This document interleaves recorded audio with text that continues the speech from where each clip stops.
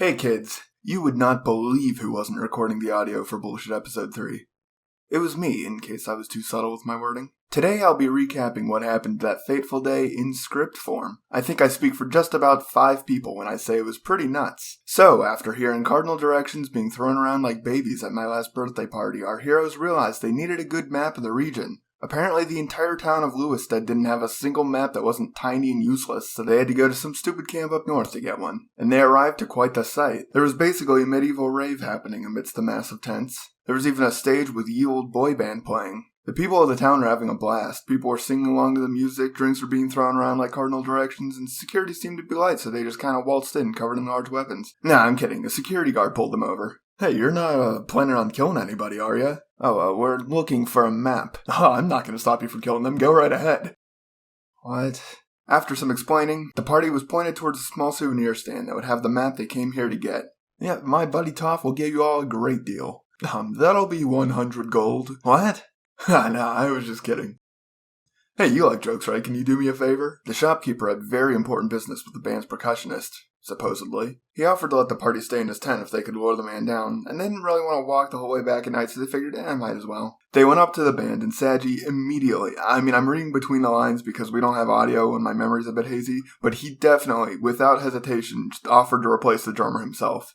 They, of course, asked him if he had any experience. He did not. But he was also playing as an overpowered homebrew class, so he could basically do whatever the hell he wanted. I made him roll a performance check at disadvantage, and he got a 15, so the drummer shrugged and just followed the rest of the party back towards the souvenir stand, while Saji pretended he was good at drumming. The percussionist and Toph got along pretty well. The reason I say this is because the shopkeep did not have important business with the drummer. He was actually just hella gay, and wanted some hot percussionist action. The party actually joked about this exact scenario happening when he first asked them to bring the guy over, so either I'm great at foreshadowing, or they just make a lot of gay jokes.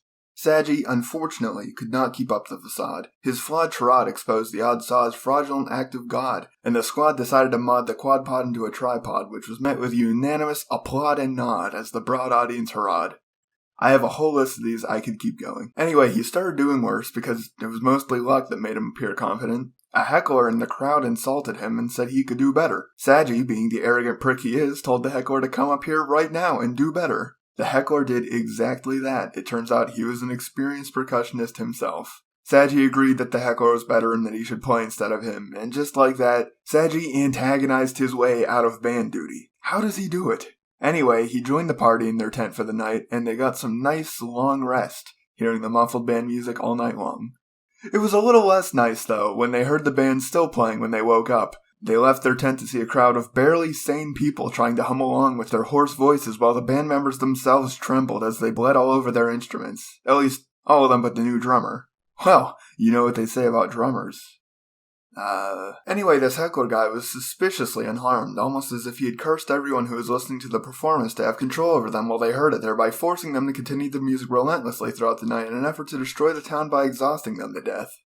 Hey, you cursed everyone who— The party beat him senseless. It wasn't even close. He died before his second turn. Luckily, the 2 NPCs we actually cared about were off having unprotected anal sex, so they weren't affected by the curse. On the heckler's corpse, Saji found that he had a used crystal of knowledge, like the one that Monsoon used. This one had an engraving on the back, though. It had the letters AMSN. It was a real shame when it was revealed in Session 8 that I actually needed the acronym to be ASMN, not AMSN. But that hasn't happened yet, so we can think about what this new mysterious code word means in the meantime. But anyway, that's all for today. I'm Sam, I'm Tom, I'm Tyler Wells, and thank you for watching.